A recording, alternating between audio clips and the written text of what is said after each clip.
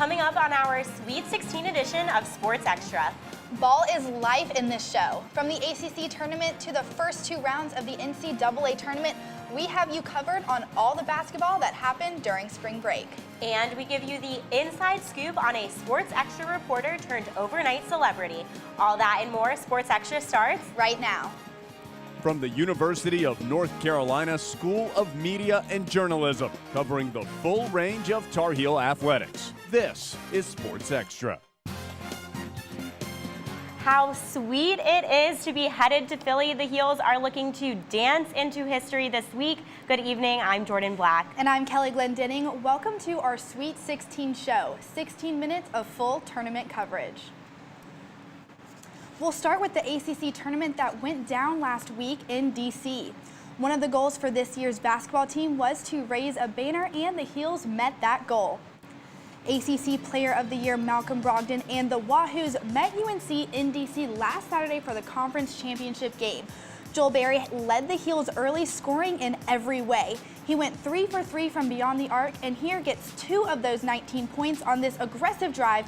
The Heels defense, which has struggled some this year, played a huge part in the game.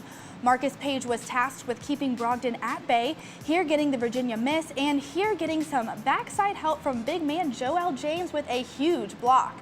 UVA shot only 33% from 3 and 36% from the floor, in part due to missing layups like this one. It was a close game late. MVP Berry had some huge free throws down the stretch like that one right there, including the Heels' final point. UNC wins 61-57, bringing home the first ACC tournament title since 2008 and earning the #1 seed in the East region. After 4 days of rest, the Heels took a quick bus ride to Raleigh to kick off the NCAA tournament against Florida Gulf Coast University. The Eagles shot 60% in the first half, the best any team has shot against Carolina this season. But Bryce Johnson did not like the sound of that in the second half. Zach Johnson goes up for the slam. No luck for him there. So Kevin Mickle decides he'll give it a shot. Yeah, doesn't look like that's happening today, sir. Zach tries one more time, but Bryce had enough, so he said he'll take that block and raise you a rebound. And here he goes with 3 points. With the help of 8 blocks from Johnson, the Heels locked in their place in the round of 32 with a 83-67 win. After the Florida Gulf Coast game, the Tar Heels had to face the Providence Friars in the round of 32. Carolina danced its way to a hard-fought win Saturday night in Raleigh.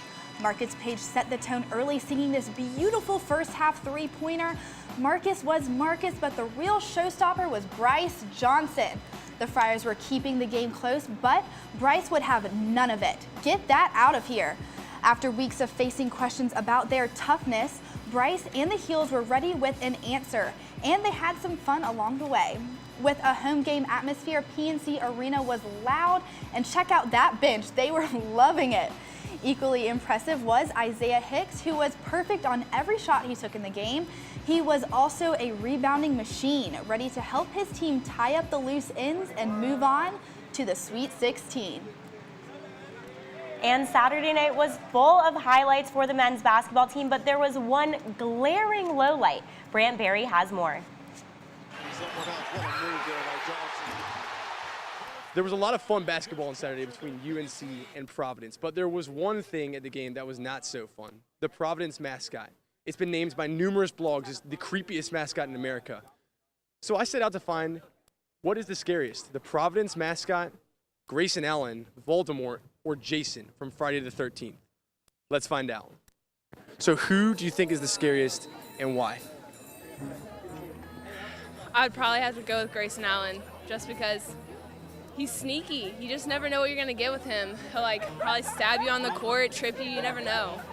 So I'm going to go with the Friar. I was at the games this past weekend, and I thought every time I looked away and looked back, the Friar was going to be standing right there in front of me. Like, it just has that kind of face. So are you scared that the Friar might follow you home? I'm afraid that I'm going to wake up one morning and the Friar's going to be standing over me. That might happen. It already followed me home. I'm done. I can tell 3 of them. Who's the one on the top left? I don't know. I think that's Grayson Allen. I don't know if you know him. That is. I think so. He looks pretty scary. So Stillman, who's the scariest and why? I'm definitely picking the Friar from Providence. I couldn't stop looking at it during the game. It was freaking me out.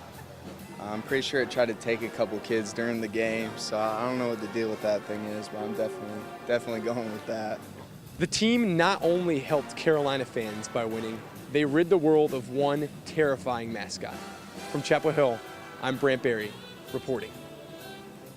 I think I'm going to have nightmares about the Friar. It's a good thing the Tar Heels are finished with those, but can someone tell me what a Hoosier is?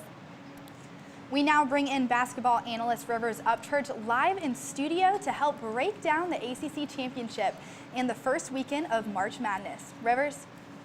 Thanks, Kelly. Now, 2 weeks ago, Carolina fans were wondering if the team would be able to parlay the emotion of the big win at Cameron into any kind of postseason success.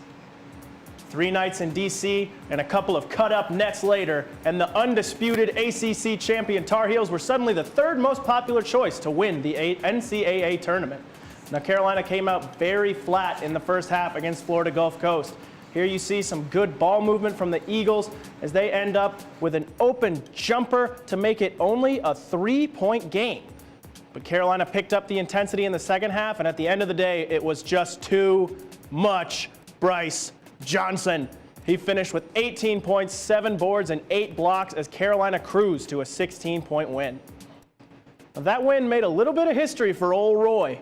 Coach Williams is now 26-0 in the first round of March Madness. That's the most ever wins without a loss in the first round of the tournament, and that's absolutely remarkable, especially considering how many upsets we've seen just in this first weekend alone. Now, the Heels started slow against Florida Gulf Coast, and they did the exact same thing against Providence. Here you see the circus shot by Cartwright, plus the foul from Nate Britt to give Providence the lead late in the first half. Maybe it was the late start time, I don't know. But the Heels are going to be in big, big trouble if they come out that flat against Indiana. Carolina was able to right the ship in the second half, though, and stop me if you've heard this before, but there was just too much Bryce Johnson. And I love the celebration from Joel James. That's right, Joel. He was eating. Feed the big dog. Carolina's headed back to the Sweet 16. Now, with those wins, Roy has now passed Carolina legend and his own personal mentor, Dean Smith, for the 2nd most NCAA tournament wins of all time. In classic Roy style, though, when someone asked him about the record, he replied, "I'm nowhere near the coach that he is."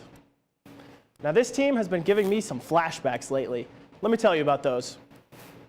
Carolina has the best big man in the country in Bryce Johnson, an athletic freak coming off the bench in Isaiah Hicks, and a very reliable backcourt leader in Marcus Page.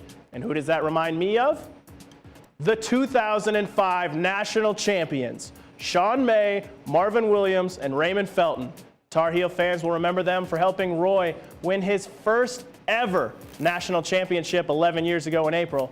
But what's almost scary is the number of similarities between 2016 Bryce Johnson and 2005 Sean May. Both averaged 17 points per game, 10 rebounds per game. They were both second-team AP All-Americans, and at the end of the year, Sean May was named the Final Four's most outstanding player. Perhaps that lies in Bryce Johnson's future. But here's where the comparison gets really scary. Sean May was left off the 2005 first-team AP All-America team for a 7-foot Australian center for Utah named Andrew Bogut. Bryce Johnson was left off the 2016 first-team All-America AP team for a 7-foot Austrian center for Utah named Jakob Poeltl. Coincidence? I think not. Wow, Rivers. Well, I guess we'll just have to wait and see if Bryce Johnson and the 2016 Heels can repeat history. Basketball analyst Rivers Upchurch, thanks. At this point, you know the Heels are dancing, but one Tar Heel took that way too seriously. We'll tell you who busted a move Saturday night, and it wasn't a basketball player, next on Sports Extra.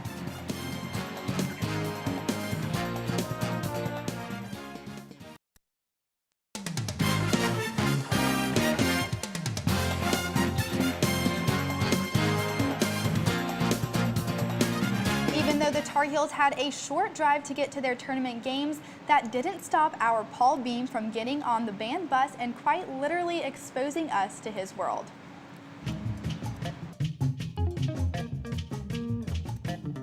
It's NCAA tournament time, and I'm sure most of you have already done this to your brackets.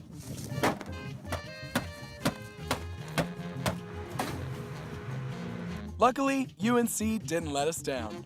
The first and second rounds of the tournament took place at PNC Arena, which is home to the NC State Wolfpack. The Pack has 2 national championships, one in 1974, and of course the famous 1983 team led by coach Jim Valvano that defeated Hakeem Olajuwon and Clyde Drexler-led Houston. See the time, Wittenberg, oh, it's a long ways, they won it! I can't seem to find them in this year's bracket though. Nope, not in the South or West, not in the East or Midwest either.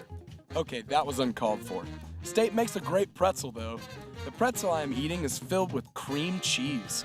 Delicious. While Bryce Johnson and Marcus Page were phenomenal on the court this weekend, they weren't the only stars in the building.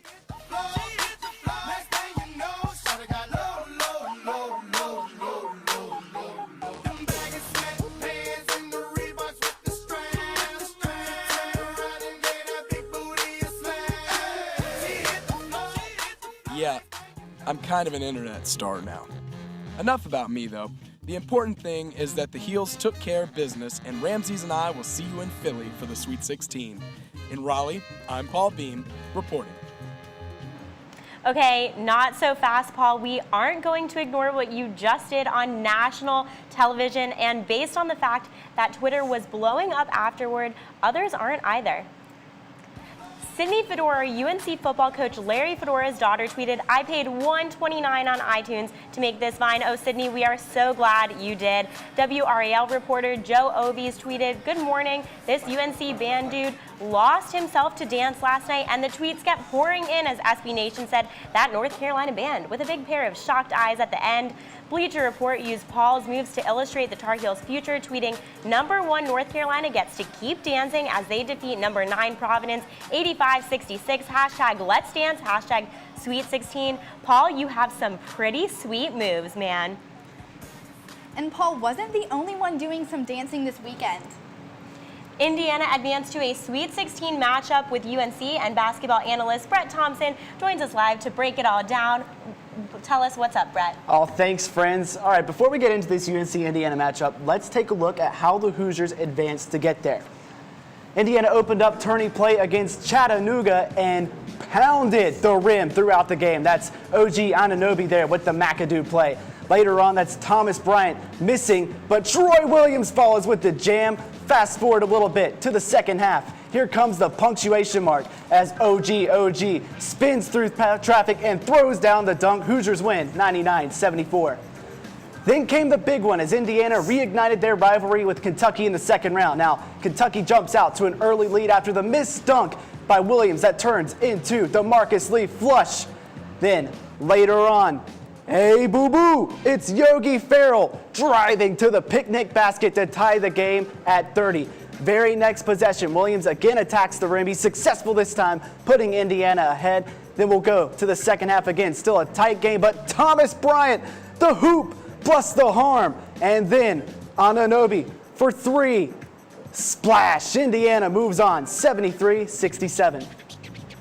So Carolina will go from facing one top NBA prospect in Chris Dunn to another in Yogi Ferrell, who has been in Indiana for about, 20 years. Ferrell is a player who can do a little bit of everything. He leads the team in scoring with more than 17 points per game, and he's the team's top distributor, like on this alley-oop right here, to get more than 5.5 assists per game. Ferrell also leads the Hoosiers in made threes, and he can distribute the ball in transition. There he is after that 3. Watch him finding the open man for the easy look from 3 now. This is going to be a dangerous matchup because the Heels do like to struggle to defend from 3, and he can keep up with the Tar Heels' breakneck speed. As always, it's important to take a look at how UNC matches up on the boards.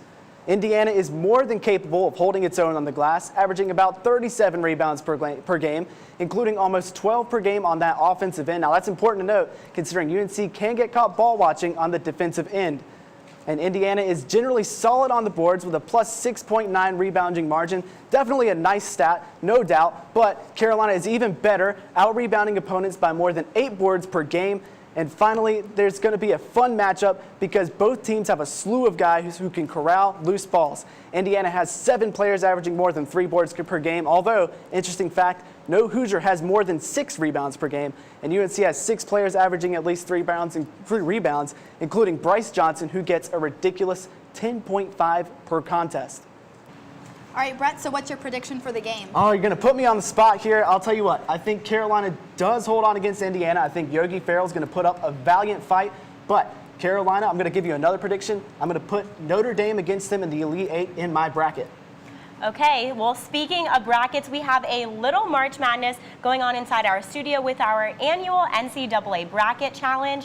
Let's see how everyone lines up. Currently tied for first place, we have Evan Badman Badler and Paul the Dancing Queen Beam. These two bracketologists currently sit in the 99th percentile. Their brackets are virtually the same for the rest of the tournament, except for the Sweet 16 matchup between Oklahoma and Texas A&M. Evan is pressing his luck with the underdog Aggies, while Paul is playing it safe with the Sooners. Regardless of that matchup, they both have the Tar Heels taking home the championship. Now, we love to see the Tar Heels winning, but we got to go back to that dancing, and we got to talk about challenging there. Do you think you could take on Paul, either of you? Yeah, Brett, I think you could. All right, I'll tell you what. I think I could win as long as the song is Rihanna's beautiful song, Work. There's a dance that Elmo did online. You can look it up. It has a little bit of this, a little bit of these, and a little bit of this. I'll tell you what, if you meet me at any Chapel Hill establishment and that song's playing, I promise I will do it for you and I would win that competition. I can't wait to see it. Well, that does it for this edition of Sports Extra. Thanks for watching our Sweet 16 show. Have a good night.